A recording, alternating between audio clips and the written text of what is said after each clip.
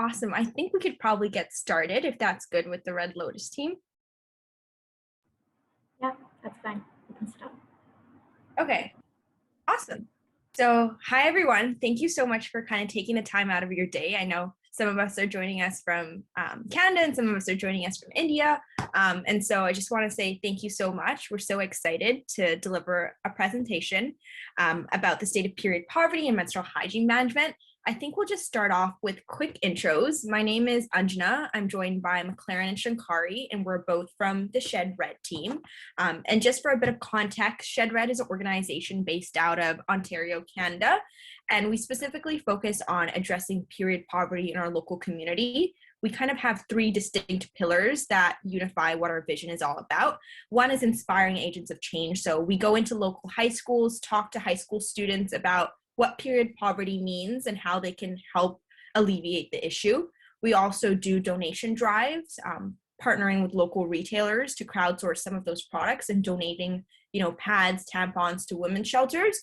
And also we have a blog series where we talk about important conversations that are worth shining a spotlight on.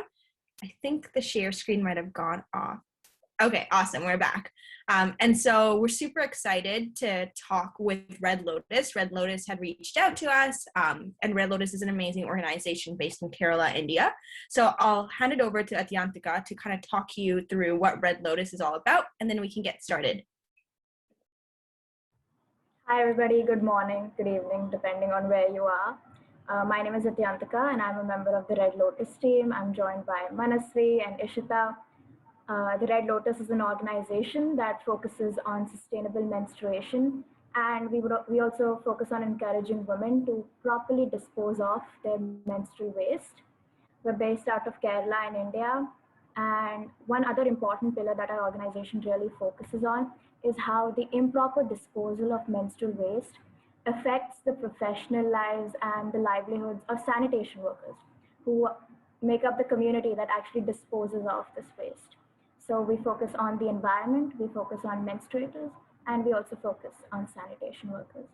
We're so glad you're here. We're very excited to present this webinar to you where we draw parallels between India and Canada when it comes to period poverty and menstrual hygiene management. So yeah, I think we can get started. Awesome. So I'll just start by providing you a quick agenda of what we're going to cover today. How this presentation is going to work is we kind of want to do a side-by-side comparison between Canada, issues in Canada as it relates to period poverty and issues in India. And I think the goal is for you guys to see differences, obviously, between the two very distinct countries, but also similarities and shared opportunities where both countries can improve. So we'll start by talking a little bit about just the context between the relationship between these two countries, what period poverty means, what menstrual hygiene management means. Then we'll kind of dive deep into period poverty as it relates to women in the workplace and women at work, talk a little bit about the impact of the pandemic on period poverty and on menstrual hygiene management, talk about government initiatives that are currently underway, and really wrap up by showing you guys what you guys can do at a grassroots individual level. So let's just start by talking about Canada and India. So Canada and India, as you guys both know, are both active members of the Commonwealth. And so as former territories of the British Empire, we do have definitely shared heritage in that sense. We have a long-standing history of strong bilateral relations and shared traditions of democracy and pluralism. I think one thing that's really interesting to note is Canada is actually home to a very vibrant, growing South Asian community. We have a very large South Asian community here in Ontario, and approximately 5.6% of Canadians are of Indian heritage. So some of the social stigmas that we see in India are actually also prevalent here in Canada, which is really interesting to see. And then I'll hand it over to Shankari to kind of talk you through what period poverty actually means. Perfect. Thanks, Anjana. So to kind of explain what period poverty actually is, before we actually dive into any Canadian or Indian statistics, it's good to understand what that actually means. And period poverty is the lack of access to any sanitary products, menstrual hygiene education, and this can also extend to even hand washing facilities or waste management, which is something that the Red Lotus team will touch on a little later on as well. Ultimately, this means that menstruators who are unable to kind of manage their periods with dignity also kind of result in a lot of community stigmas or shame that's associated with this as well. And oftentimes you would think of period poverty being an issue that's kind of within the emerging world. However, through kind of a closer lens and looking at this a little bit more deeper, it's actually a problem within our home as well in Canada. And it's evident that many Canadian women struggle to pay for menstrual products on a day-to-day, as well as kind of this hinders them within their work and school life as well. So the issue is that 1/3 of Canadian women regularly miss out on activities due to the lack of access to menstrual hygiene products. And this kind of renders it a societal issue that kind of has to be something that we all speak about at the present. So in other words, this ultimately means that women have to prioritize rent or being able to have food on the table rather than being able to purchase tampons and period products. And this can lead into many health problems and specifically physical and mental health problems, as well as just the lack of opportunities for women, whether that be at the workplace or at school. So we'll touch on a little bit more of the health-related implications next, and I'll pass it over to McLaren to do so. Thanks, Shankari. So there are many negative health outcomes from the inability to afford menstrual products, which is defined as period poverty. Physical illness includes an elevated risk of TSS, which is toxic shock syndrome. And this is a potentially fatal disease caused by tampons being left in the system for an extended period of time. And this occurs with women in need, usually because the lack of access to products is limited, and thus their use must be stretched. Mental health problems can also arise with the lack of access to menstrual products, which prevents people from being able to go to school or work, which are important to attain a high quality of life. Some worrying statistics that illustrate the negative mental health outcomes of period poverty are that out of those who experience period poverty, nearly 2/3 say that they lack confidence as a result of bullying, and 39% report experiencing depression and anxiety as a result of the inability to afford products. Now we'll move on to the socio-economic impact of period poverty, which I think is the next slide.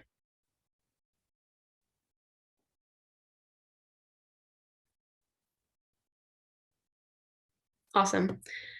So the ability to afford menstrual products is not easy for many women here in Canada. In fact, the average person spends up to $6,000 on menstrual hygiene products in their lifetime, and this figure doubles for women or menstruators residing in rural areas. So beyond the health outcomes as previously stated, when women don't have access to menstrual products, they're unable to improve their financial and social standing. This causes a decreased overall quality of life, which is compounded by the health outcomes previously mentioned. Now, this cycle of period poverty is exaggerated by the inability to hold a job or attend school without access to these vital products, which worsens one's financial standing and creates a further inability to afford these products, meaning menstruators are stuck in a trap that prevents them from accessing the vast majority of opportunities that would be available to them. We'll now pass it on to Red Lotus to discuss period poverty in India. Thank you. Now, we've spoken about statistics and numbers in Canada, but what are the numbers in India? As you can see on your screen, 88% of something is obviously a considerable amount. But the question is, 88% of what? Well, in this case, we're talking about 88% of all menstruators in India. Out of the 355 million menstruators in India, a staggering 88% do not use sanitary napkins.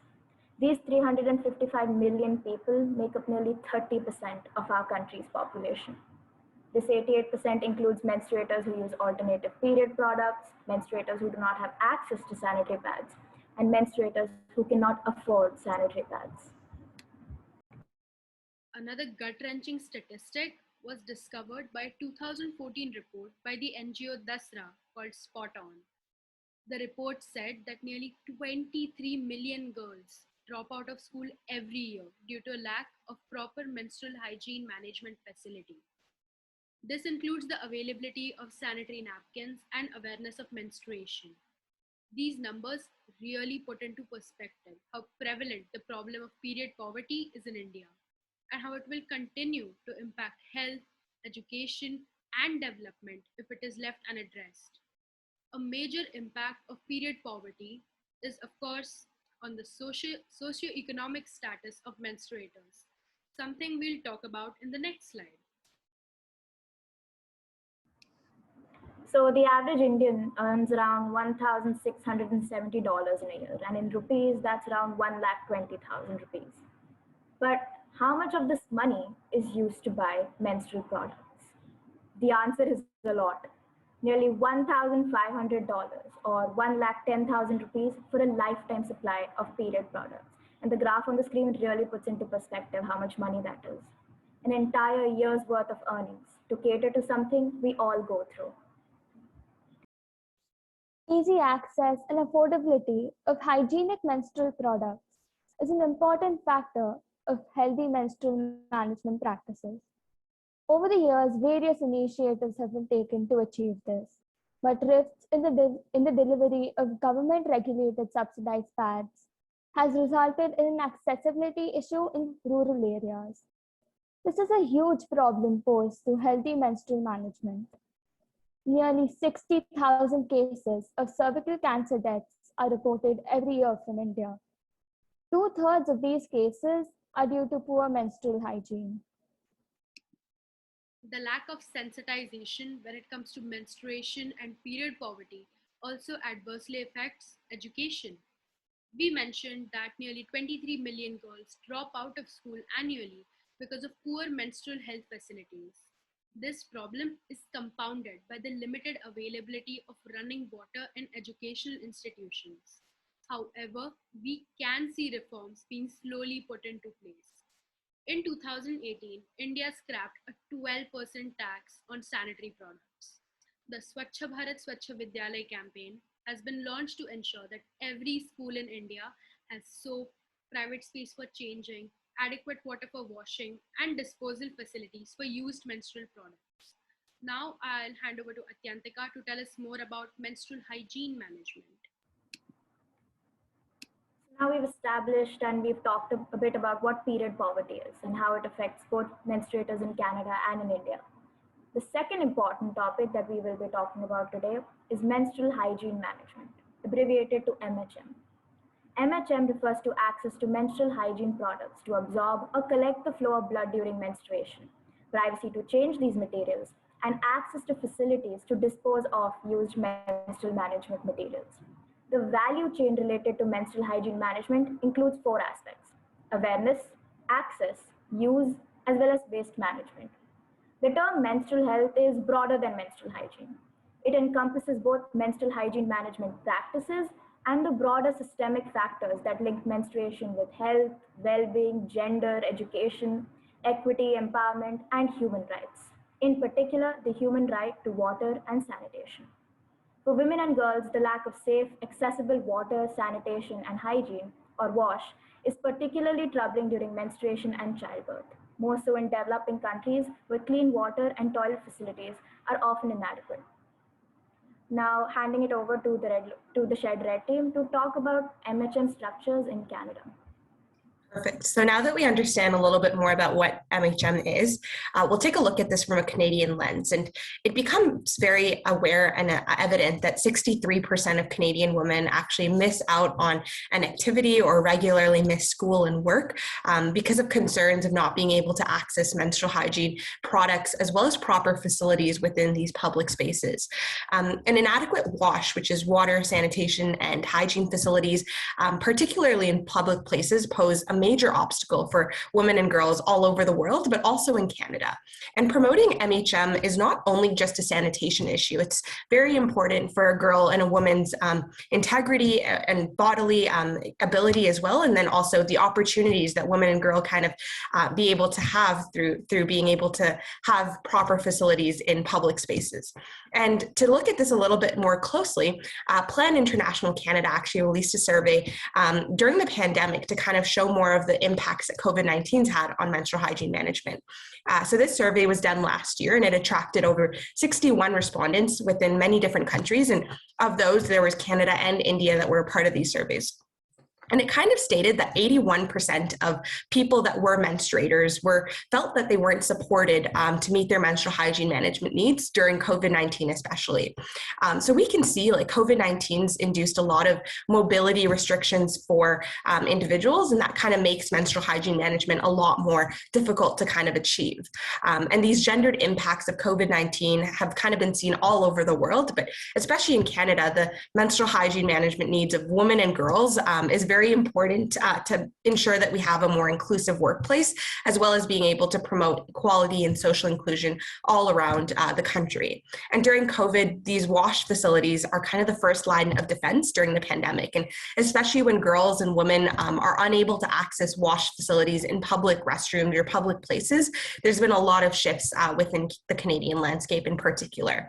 So this is just a quick quote that I saw from that survey, and it said that when public restrooms or even like public spaces are closed, it's almost very difficult to kind of change your tampon or be able to kind of empty cups during this time. So we can see the impact that COVID's kind of portrayed within this landscape. But I'll pass it over to Modesty to kind of talk a little bit more about what it looks like in India particularly. Yeah. Thanks, Shankar. Before we get into official surveys and stats, we'd like to talk a bit about the survey we at the Red Lotus conducted. Our aim for the survey was to see how menstruators in our community perceived menstruation and how they dispose their menstrual waste. We were eager to learn about their experiences and hear their opinions. Here is one menstruator's account of the current situation in our community. As you can see on the screen, it says, in public toilets, it is a common sight to see sanitary pads dropped into garbage bins without even being wrapped. This is an account from someone we personally know, and that puts into perspective how real the problem is.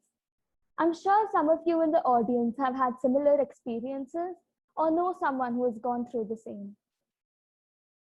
Research indicates that pads are typically thrown in the open and in water bodies, and field experience suggests that used materials are also discarded in toilets and in incinerators. Now, the use of incinerators is particularly concerning. While they offer an immediate and convenient way of dealing with waste, most incinerators in India do not adhere to emission norms set by the Central Pollution Control Board. Because of inefficient combustion, these small-scale incinerators release toxic fumes into the immediate environment that is hazardous to our health. For sanitary pads that enter solid waste, environmentalists are concerned with the volume of pads in the environment. An average sanitary pad is made up of 90% plastic. So this waste takes years and years to break down. The Ministry of Drinking Water and Sanitation has therefore published operational guidelines to be implemented by state governments, district level officials, engineers, and school teachers for improved MHM in India.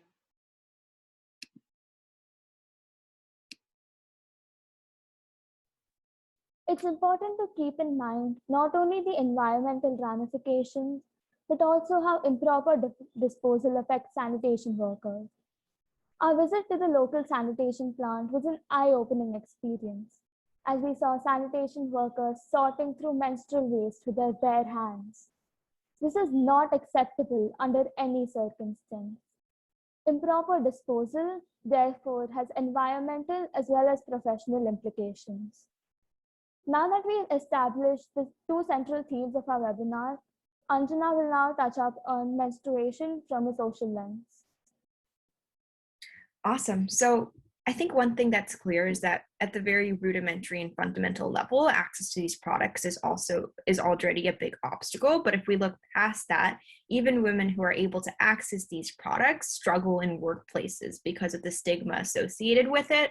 And a lot of private institutions as well as governments have definitely taken notice of the fact that this prevents women from participating in the workforce and fulfilling their true potential. So in the West, Italy actually became the first country to offer paid menstrual leave to women who suffer from menstrual cramps. And so paid leave essentially means that it's similar to how you get a certain allotment of sick days, except it would be specifically applicable to those who experience menstrual cramps.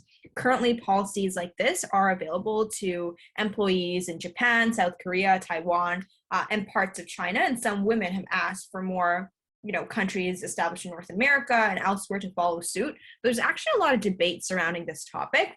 Some people and some critics have said that policies like this can actually be regressive because it leads to reverse discrimination where women are not hired because employers don't want to give, those paid extra days off, as well as it kind of associates menstruation with a female identity when in reality, there's transgender individuals who can menstruate and some women can't menstruate. So it's hard to define your identity simply by a process. And so it's really interesting to see what different companies and how different companies have approached that. And we have a small case study about that with Zomato, actually. So I'll be handing it off to the Red Lotus team to walk you through what that's all about. Okay, before we get into the official policy and numbers, let's be real. How much food have you all ordered since the pandemic started? I know I ordered tons. Now, this webinar isn't sponsored, we swear, but Zomato is the superior food delivery app. Ooh. Yeah, there's some minor dissatisfaction from the Swiggy fan in the back, but let me explain. Zomato, which is India's largest food delivery firm and employs more than 4,000 people, 35% of which are women, has announced a new paid period leave policy, which is revolutionary for a reason. This policy is not common amongst large global companies and allows up to 10 days of period leave a year. It also applies to transgender employees. So yes, Team Zomato all the way. We are seeing, thanks to such policies, a gradual shift in the formal sector due to efforts being made by social purpose organizations, brands, and individuals in their own capacity. The need of the hour is introducing such educational and encouraging policies, products, and practices for a more comfortable, sustainable, and positive menstruation environment. Are you sure you're not just doing this for some free food delivery? This is not the time to doubt my motives. But these are changes only in the formal sector. 81% of India's workforce is employed in the informal sector. 91% of these workers are women. The informal sector is not registered or coordinated by the government. Therefore, employers here are not bound to follow regulations and schemes put into place by them. But with a sector that includes over 400 million women, it is prudential that they too are treated to the shifting dynamics taking place in the formal sector. Menstruators here should not be excluded from progress being made. It is the right of every menstruator, regardless of the nature of their profession, to a healthy and comfortable cycle. But how has COVID-19, a crisis like no other, affected MHM structures and period poverty? Here's McLaren to tell us a little more about the situation in Canada. The impact of COVID in relation to period poverty has been pervasive in virtually every country. Organizations such as Plan International have found that the COVID-19 pandemic is leaving people struggling to manage their periods worldwide. As Shinkari mentioned earlier, a survey of health professionals in 30 countries showed that 73% have experienced restricted access to products through shortages or disrupted supply chains, which have become significant issues in creating accessibility and positive health outcomes for women around the world. Not only accessibility, but also facilities related to period products, such as disposal, have become a significant issue. As a result of these shortages, many countries have seen a significant increase in the price of these products on an average basis, causing further struggle for those who menstruate in the midst of other financial hurdles brought on by the pandemic. Now that's in Canada, where the effects of COVID-19 have been relatively minor. We'll now pass on to Red Lotus to cover the impact of coronavirus in India.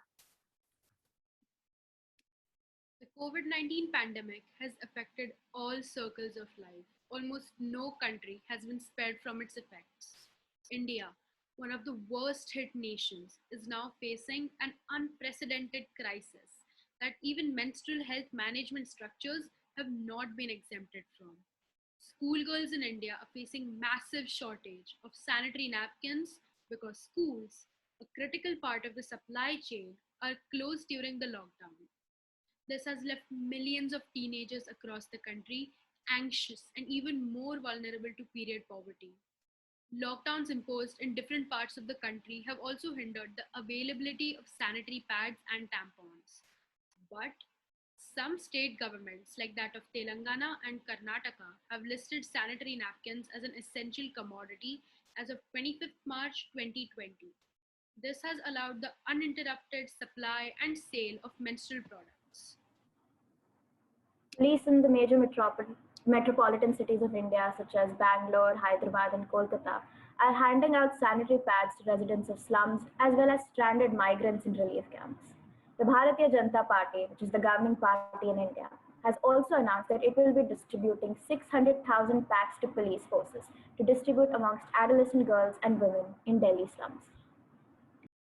On the global stage, women make up around 70% of health workers and are more likely to serve at the front line, taking on roles such as doctors, nurses, midwives, etc. These women face the additional challenge of managing their period while also saving lives, which may compromise their health and dignity as well as their ability to thrive in a professional setting. Steps have to be taken to make sure that frontline health workers are not adversely affected, especially during these uncertain times. Now that we have covered the social and structural impacts of MHM and period poverty in both India and Canada, Anjana will run us through the initiatives kickstarted by the Canadian government. Yeah, so I think what's promising is to see that there is definitely change in this space. So in 2015, which is actually fairly recent when you think about it, is when the Canadian government actually abolished what we call the Tampon Tax. And essentially, the Tampon Tax made female sanitary products, such as pads, etc., more expensive. And as we've kind of discussed, a lot of people are already financially constrained. So obviously, more expensive items don't really alleviate the issue. So it's nice to see that in 2015, a much needed action was taken in this space. And in 2018, there was actually inquiries by the Canadian government into exploring the idea of providing free menstrual products in workplaces, but no concrete action was actually taken. But the conversations were really important in kind of moving the dial.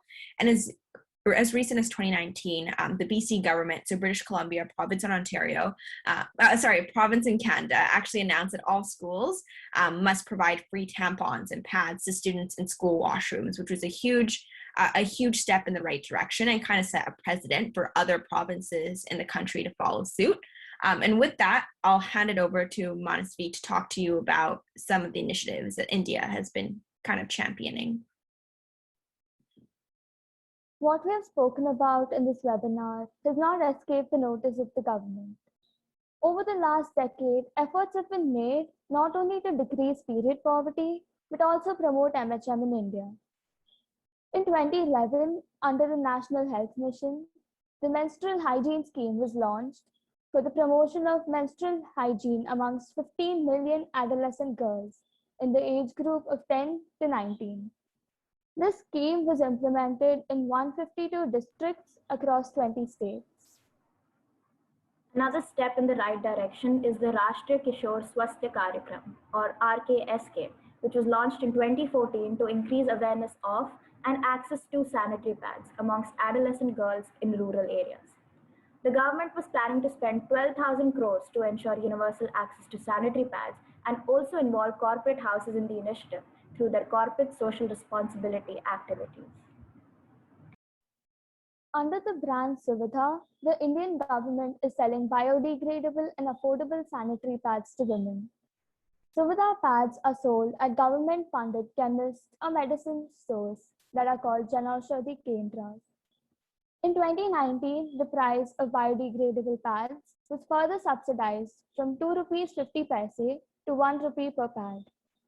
Though the scheme is well-intentioned, its reach has been limited by gaps in distribution, irregular supply, and lack of awareness.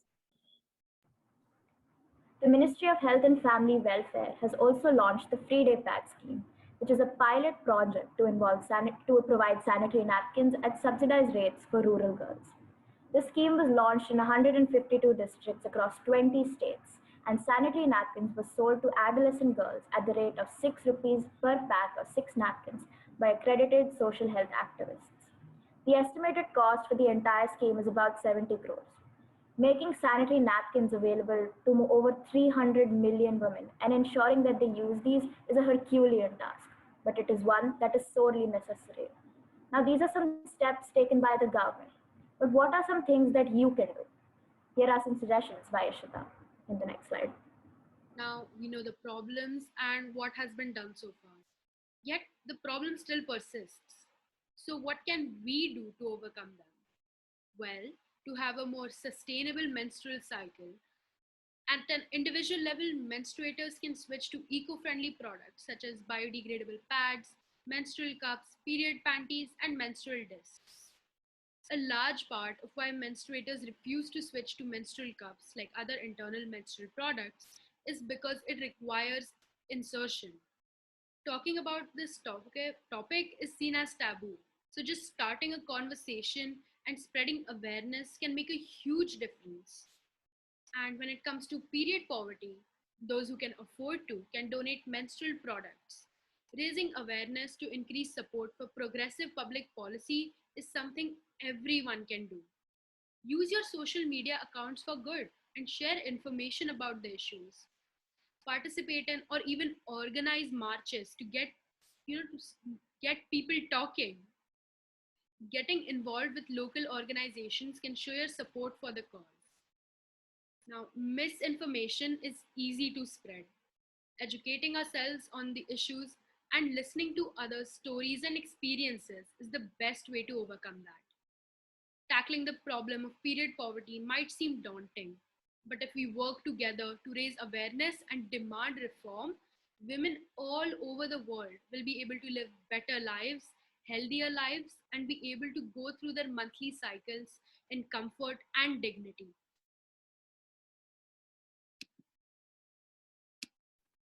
Awesome. So I think with that, that concludes our presentation. We do have a few extra minutes. So if you guys, are comfortable asking questions, feel free to like unmute and ask, or you can also drop it in the chat. But I think in the meantime, before we start getting any questions or anything like that, because I don't see any quite yet, maybe we can just start off by asking the Red Lotus team, like, what was your inspiration behind starting your organization? And how did you go about doing that? Because we were pretty, impressed by just the amazing work you guys have done so far.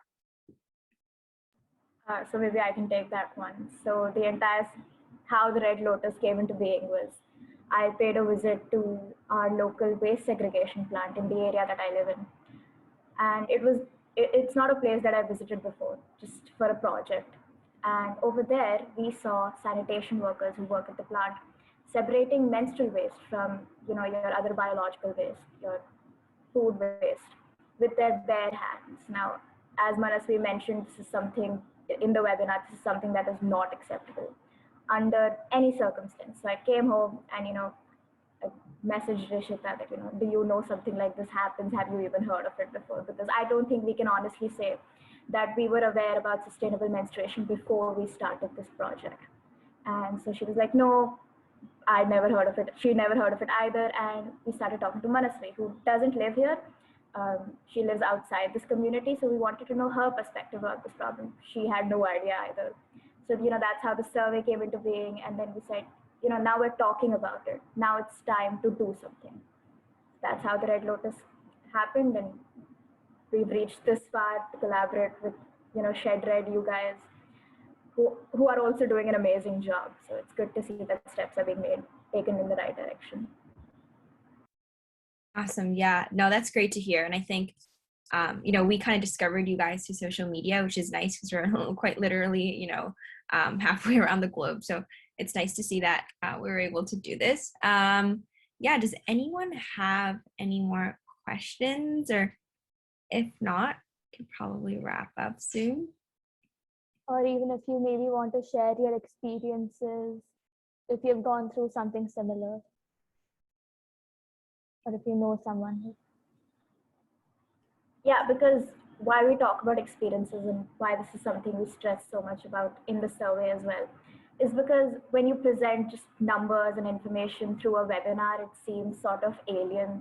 Like it's not happening to me, it must be happening to someone else. But it doesn't feel like the situation is real. It didn't with us either until we did that survey.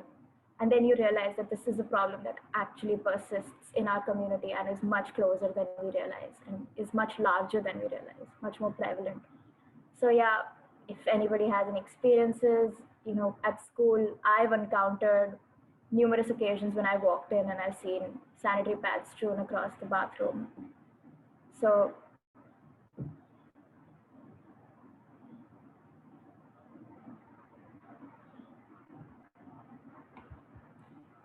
uh, Yeah. No, thanks for sharing that. I think, from our side as well, we've never really looked into menstrual hygiene management. And I think that's kind of just shows how, different countries have very distinct issues. And I think it's really interesting to see how that kind of plays and unfolds. But yeah, no, thanks for sharing that, Jessica. I think we don't have any more questions. So with that, I think we could probably wrap up. Just wanted to say a huge thanks. I have one more. Hello? Yeah, go ahead. Yeah, I am Uttara from Pune, India. So I have one more suggestion. Like in the school, I really don't know what happens, but there are, few NGOs who prepare the disposable bags with the red dot on that. So if the schools can keep that, so it will be easy for the disposal. That is my suggestion. Thank you. yeah, thank you for that. That's an excellent suggestion, and that's what we at the Red Lotus we drew inspiration from. So what we did was something along similar lines, where we went around our community and distributing these envelopes, essentially made of recycled newspaper, so that the entire disposal process is easier for menstruators, and it's also more conspicuous. So when you're throwing away your menstrual waste, one problem that the sanitation workers were facing was that they weren't able to tell, is this menstrual waste, is this biological waste, what is this? And so it makes it more conspicuous and easier for them. It makes the entire disposal process easier, and you can also carry it around. And this was something that we were also looking to employ in our school as well. So, and now that you mention it, it was something that came to mind. So yeah, thank you for that. You girls are doing a great job. Thank you so much for Thank you. Spreading this awareness. Thank you so much. Yeah. Hi, Yashada here. I'd just like to add something to the conversation. Actually, at my old school, I was a prefect, and I was responsible for telling all the girls in each and every class to dispose of their menstrual waste properly, because they would just leave it out in the open in the washrooms, and it really disturbed some people. So it is such a common experience over here, and really something needs to be done about it. So I'm so glad that both Shed Red and the Red Lotus team are doing so much to promote proper menstrual hygiene and disposal. Yeah, thank you so much. Sorry, yeah. I would like to, can you hear me? Yeah. I think you girls are doing a great job, and I must tell the Shedred team that it was a concept that I was not aware of is prevalent in Canada. So thank you so much for enlightening us, and it was a great webinar for all of us, and both of you all are doing a great job. All of you are doing a great job. We are so happy. Thank you. Thank you so much. I think there's a question from Mamatha. Hi. I just wanted to add, I was a researcher. I was working as a researcher, consumer researcher, and we used to do a lot of survey in in the rural markets of India. And there, one of the issues was that this was such a taboo topic that even though there was availability of cheap sanitary napkins and all of that, the girls would not go out of the house. They were not allowed to discuss this. It was a taboo, and hence they would end up using things like ash, wood powder, really old rags, and that led to a lot of health issues with them. So it's so nice to see that young girls like you are talking about it and taking it forward. It's a long way to go, but I think it's a great initiative you guys have taken up. Thank you so much. We really appreciate it. That's also the problems we identified. So that's so great to hear. I think if there aren't any more questions, we can probably wrap up now. But I just want to say thank you to everyone for joining. I know like we and the Red Lotus team had a good time like making the presentation, and hopefully you guys learned a lot hearing it. So thank you so much. Prasan, we want to see all of you active. We will be. Well, everybody is learning something, all of our families. It's a learning process for everyone together. So, yeah, if that's it, I think we can wrap up. Thank you for joining. We hope you learned something as well. And yeah, thank you. Thanks, everyone.